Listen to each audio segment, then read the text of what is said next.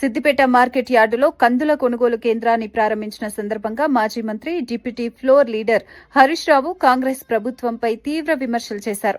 రైతుల నోట్లో మట్టి కొట్టి బీరు ఫ్యాక్టరీలకు నీళ్లిస్తారా అని ప్రశ్నించారు. కాంగ్రెస్ పాలనలో రైతులకు భరోసా లేదని, పెట్టుబడి సాయానికి దిక్కులేదని అన్నారు. కేంద్ర ప్రభుత్వం కందులకు 8,000 మద్దతు ధర నిర్ణయించిందని, దళారుల మోసాలకు గురికాకుండా రైతులు కొనుగోలు కేంద్రాలను వినియోగించుకోవాలని చెప్పారు. పంట మార్పిడి విధానంతో నూనె గింజలు, పప్పు దినుసులు సాగు చేస్తే భూసారం పెరుగుతుందని తెలిపారు. పొందవలసిందిగా రైతులందరికీ విజ్ఞప్తి చేస్తా ఉన్నాం. ముఖ్యంగా మన దేశంలో ఇప్పటికే పప్పు దినుసులు సరిపడా ఉత్పత్తి కాకపోవడం వల్ల ప్రతి సంవత్సరం విదేశాల నుంచి పప్పు దినుసులు మన దేశం దిగుమతి చేసుకుంటా ఉంది. ఇలా ఆయిల్ కానీ పప్పు దినుసులు కానీ మన దేశ అవసరాలకు సరిపడే ఉత్పత్తి మన దేశంలో జరగడం లేదు. రైతు సోదరులందరూ కూడా మరి ఈ పప్పు దినుసులు, ఆయిల్ పంటలు లైక్ సన్ఫ్లవర్ కానీ, గ్రౌండ్ నట్ కానీ, ఆయిల్ పామ్ కానీ తదితర నూనె ఉత్పత్తి చేసే పంటలకు బాగా గిరాకీ ఉంది.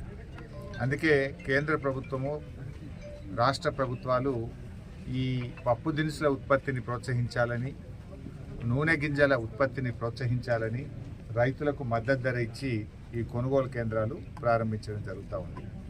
రైతు సోదరులందరూ కూడా దీన్ని సద్వినియోగం చేసుకోవాలని చెప్పి విజ్ఞప్తి చేస్తూ ఉన్నాం. పంట మార్పిడి కూడా అవసరం. వరుసగా వరి పంట వేయడం వల్ల అప్పుడప్పుడు ఉత్పత్తి తగ్గుతూ ఉంది.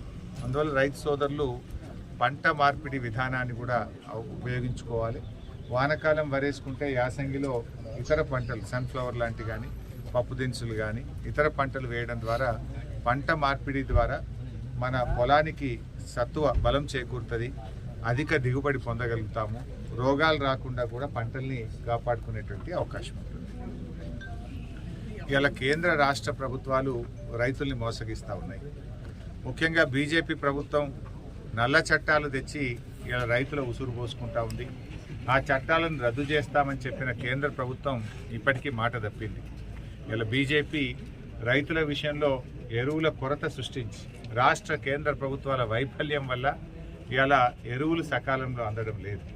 కేసీఆర్ గారు ఉన్నంత కాలం ఏ రోజు కూడా ఎరువులకు ఇబ్బంది కాలేదు. కానీ కాంగ్రెస్ వచ్చింది, రైతులకు కష్టాలు తెచ్చింది. మళ్ళీ ఎరువు బస్తాల కోసం చెప్పులు లైన్లో పెట్టుడు, చలిలో పొద్దున్నే 3 గంటలకు వచ్చి లైన్లలో నిలబడేటువంటి చీకటి రోజులను కాంగ్రెస్ తెచ్చింది.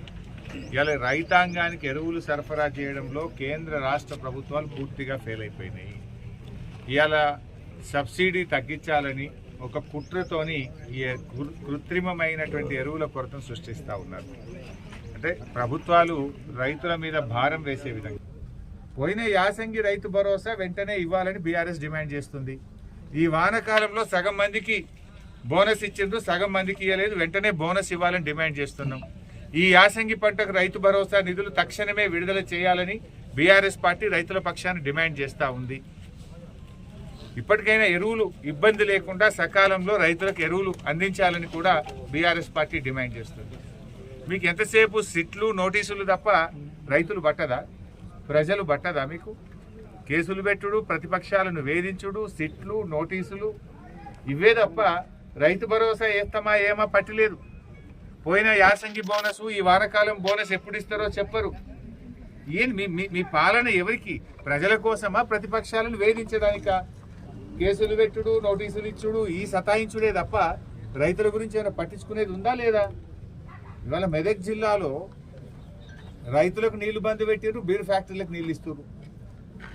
70,000 ఎకరాలకు సింగూరు ప్రాజెక్టు కింద 40,000 ఎకరాలు, గణపురం ప్రాజెక్టు కింద 30,000 ఎకరాలు, 70,000 ఎకరాలకేమో క్రాప్ హాలిడే ప్రకటించారు. ఏమైందా అంటే సింగూరు ప్రాజెక్టు రిపేర్ ఉన్నది, నీళ్లు కమ్మున్నాయి అన్నారు. మరి నీళ్లు కమ్ముంటే బీర్ ఫ్యాక్టరీలకు ఎందుకు ఇస్తుండ్రు? బీరు ఫ్యాక్టరీలకు నీళ్లు ఇవ్వడానికి మాత్రం నీళ్లు ఉంటాయి, మా యాసంగి పంటకు రైతుకు నీళ్లు ఉన్నాయా? అంటే ఎవరు మీ ప్రాధాన్యత? బీరు ఫ్యాక్టరీల ఓనర్లు మీకు ఇచ్చే కమిషన్లకో లంచాలకో నీళ్ళు ఇస్తుండ్రా? ఎందుకంటే గరీబోళ్ళు మా రైతులు లంచాలు ఇయ్యరు, మా రైతులకు నీళ్ళు ఇస్తే మీకేం దొరకాయని ఇస్తలేరా? ఎందుకు ఇస్తలేరు రైతులకు? రైతులకు లేని నీళ్లు బీర్ ఫ్యాక్టరీలకు ఎక్కడికి వెళ్ళి వచ్చినాయి? రైతులు అడిగితేనేమో క్రాప్ హాలిడే, నీళ్లు లేవు, రిపేర్ ఉందంటివి. ఇవాళ ఎక్సైజ్ శాఖ కార్యదర్శి జిల్లాకు వచ్చి ఇరిగేషన్ అధికారులకు, కలెక్టర్కు బీర్ ఫ్యాక్టరీలకు మాత్రం నీళ్లు ఆగద్దు, ఫుల్గా నీళ్లు ఇవ్వండి, బీర్ ఫ్యాక్టరీలు మంచిగా చూసుకోండి అని చెప్తుండ్రు.